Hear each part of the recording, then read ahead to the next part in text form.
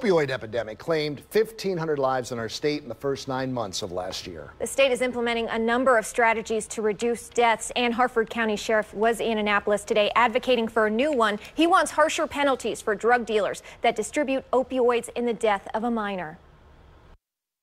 Before she could walk, Amber Jones's parents say she was riding. In 2014, she earned the title of Champion Horseback Rider. Where she clearly cleaned up all blue ribbons and won the grand champion, which is the one in the middle. With pride and sorrow, it's how the Joneses described their little girl who passed away suddenly in 2016. She was just 17 years old when she died from a drug overdose. And in an instant, it's gone. It's all gone. To walk in that hospital was very, very tough.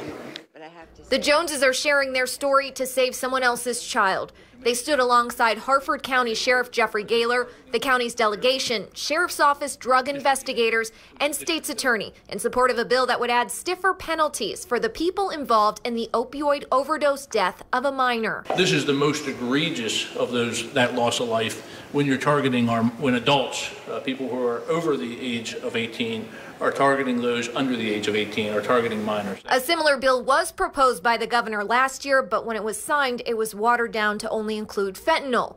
This bill would cover all opioids and opioid analogs illegally obtained. The max sentence would not exceed 30 years. This is still a higher penalty than distribution, so this is an improvement. A higher penalty that hopefully makes dealers think twice about how much a life is worth. This does not define you, Amber. You just, you need help. And this is what this is all about right here. Getting help for these kids because it's bad. It's real bad. And it's getting worse. Yes, without a doubt.